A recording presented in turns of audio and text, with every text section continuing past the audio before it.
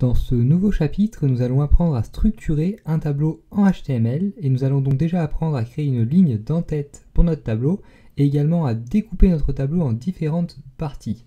Donc commençons déjà avec la ligne d'en-tête d'un tableau. Donc très souvent, les tableaux vont posséder une ligne d'en-tête dans laquelle on va préciser le type de données qui sera inscrit dans chaque colonne. Par exemple, donc dans notre tableau créé dans la partie précédente, donc qui était ce tableau-ci, ici, la ligne d'en-tête donc est celle qui contient les cellules nom, prénom et âge, qui indiquent bien le type de données qui va être présent dans chaque colonne. Donc dans la colonne nom, on va avoir des noms, donc dans la colonne prénom, des prénoms, et dans la colonne âge, on va avoir des âges.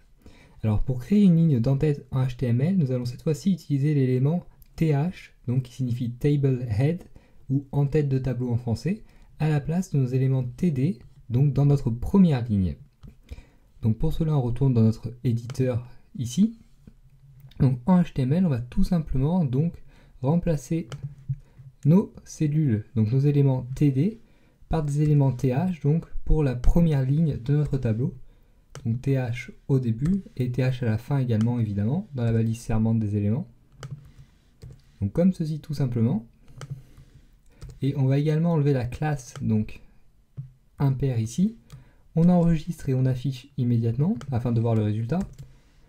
Donc vous voyez que par défaut, les textes présents à l'intérieur des éléments TH s'affichent en gras et qu'on n'a plus non plus de bordure donc autour de nos éléments TH, ce qui est normal puisqu'en CSS nous ne les avons pas ciblés. Donc on va retourner dans notre fichier CSS maintenant et donc on va créer une mise en forme spécifique pour notre ligne d'en-tête de notre tableau. Donc, alors pour cela déjà on va commencer par ajouter la bordure autour de nos éléments TH également. Donc on ajoute le sélecteur TH ici après le sélecteur TD. Et donc, on va également donner une mise en forme spécifique à nos éléments TH. Donc, par exemple, on peut faire quelque chose comme background color et leur donner par exemple une couleur vert clair avec des notations RGB par exemple. Donc, en donnant les valeurs 110 pour l'intensité de rouge, quelque chose comme 200 pour l'intensité de vert et 40 pour l'intensité de bleu, ce qui devrait nous donner du vert clair. Et on va donc également changer la mise en forme automatique, donc le gras qui est mis automatiquement par le navigateur, grâce à la propriété CSS FontWeight et sa valeur donc normale, ce qui va avoir pour effet de nous donner une police avec un poids normal tout simplement. Donc ici c'est bien font, F-O-N-T, comme ceci. On enregistre et on affiche immédiatement. Et donc vous voyez maintenant que les cellules de notre ligne d'en-tête ont une couleur de fond donc vert clair, possèdent des bordures comme les autres cellules et ont un poids de police normal. Donc maintenant, si nous devons créer des tableaux assez longs, il peut être judicieux de commencer à les structurer en les subdivisant en plusieurs parties. Donc on va pouvoir distinguer trois parties dans un tableau. Le haut du tableau tout d'abord qui va contenir généralement la ligne d'en-tête, le corps du tableau qui va contenir les informations de notre tableau en soi, et le pied du tableau qui va servir à calculer des totaux ou à rappeler des informations d'en-tête si notre tableau est vraiment long.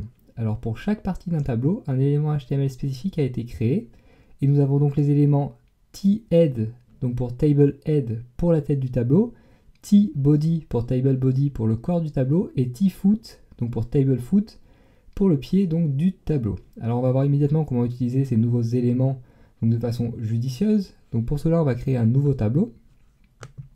Donc ici en HTML, on va effacer notre tableau comme ceci, et donc on va créer un nouveau tableau avec par exemple deux colonnes.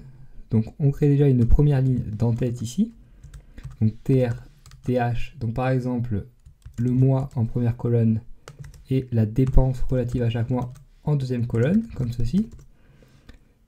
Et donc on va encadrer cette première ligne d'en-tête donc dans un élément tHead, comme ceci, donc qui sert à définir la tête de notre tableau, donc à ne pas confondre avec les éléments TH, donc qui sont relatifs à chaque cellule.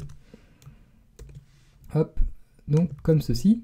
Et ensuite, donc on va créer maintenant le corps de notre tableau, donc qu'on va mettre à l'intérieur d'un élément tBody cette fois-ci. Donc par exemple, pour le premier mois, on peut mettre janvier. Pour la dépense, on va mettre donc 450 €, comme ceci. Pour le deuxième mois, donc on va mettre cette fois-ci évidemment février. Pour la dépense, on va mettre 520 € par exemple. Pour maintenant le troisième mois, on va mettre donc mars. Et pour la dépense, on va mettre 380 € par exemple, comme ceci, et etc. etc. On pourrait continuer, mais pour l'instant cela nous suffit. Et donc on n'a plus qu'à créer maintenant notre T-foot, donc le pied de notre tableau, dans lequel on veut récapituler donc la somme de nos dépenses. Et donc pour cela, en fait, ce qu'on va faire, c'est qu'on va mettre le T-foot juste après le T-head, donc l'élément T-foot juste après l'élément T-head et avant l'élément T-body, car cela est considéré comme une bonne pratique en HTML. Donc je sais que c'est pas forcément très logique pour quelqu'un qui réfléchit normalement, mais c'est comme cela qu'on fait en HTML. Et ne vous inquiétez pas, donc évidemment la ligne correspondant à la fin de notre tableau apparaîtra bien à la fin dans le navigateur. Donc on va mettre le T-foot ici, donc comme je vous l'ai dit, et à l'intérieur on va créer donc une ligne récapitulative avec les éléments somme, et donc avec la somme des dépenses. Donc on a dans ce cas là 450 plus 520, c'est-à-dire 970 plus 380, ça nous fait du 1350 €. Et donc on en a fini avec la partie HTML et on va maintenant passer à la mise en forme donc, de notre tableau en CSS. Donc ce qu'on va faire, c'est qu'on va vouloir donner le même style à notre ligne d'en-tête et à notre ligne donc, de pied de tableau. Donc pour cela, on va déjà commencer par cibler donc, ces deux lignes en particulier grâce aux éléments T-head et T-foot, donc évidemment. Donc on va se mettre ici, donc T-head et T-foot comme ceci. Donc on va leur donner une couleur de fond. Donc on va récupérer la couleur de fond qu'on avait dans notre TH de notre ancien tableau, comme ceci. Ça va nous faire une couleur de fond vert clair encore une fois. Donc ce qu'on va faire également, c'est qu'on va changer la couleur donc, des textes. On va les mettre en blanc.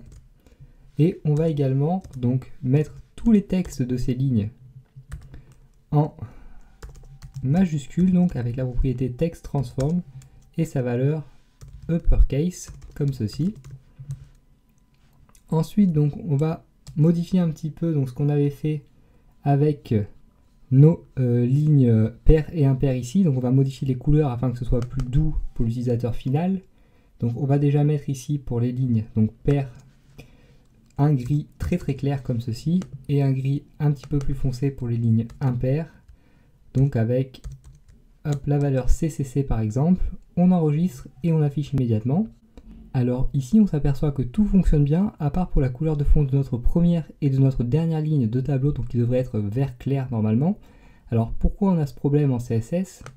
Donc ici c'est tout simplement en fait car le sélecteur TR ici est plus précis que les sélecteurs T-head et T-foot ici, et donc il y a conflit sur cette propriété, et comme d'habitude donc c'est la valeur de la propriété donc correspondant au sélecteur le plus précis qui est appliqué en CSS, et donc c'est la valeur de cette propriété ici qui est appliquée en CSS plutôt que la valeur donc, de la propriété ici.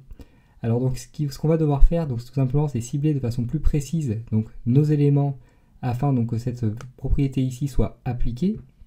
Et donc pour cela on va utiliser deux sélecteurs CSS complexes. Donc on utilisera les sélecteurs CSS complexes plus tard dans ce cours, pour l'instant faites-moi confiance tout simplement. Donc ici on va préciser T-head, TH comme ceci, et ici T-foot, TD comme cela. On enregistre et il ne devrait plus y avoir aucun problème maintenant. Donc en fait ici ce qu'on fait c'est qu'on cible donc les éléments TH à l'intérieur de l'élément THead et les éléments TD à l'intérieur de l'élément TFoot tout simplement. Donc ce sélecteur est plus précis que les sélecteurs TR et donc il ne devrait plus y avoir aucun problème dorénavant. Et donc la couleur de fond de notre première ligne et de notre dernière ligne de tableau est bien vert clair et c'est donc bien le comportement souhaité en CSS. Donc voilà tout pour les tableaux structurés en HTML pour le moment. Dans la prochaine leçon, donc, nous verrons encore comment améliorer notre tableau en fusionnant par exemple certaines cellules entre elles.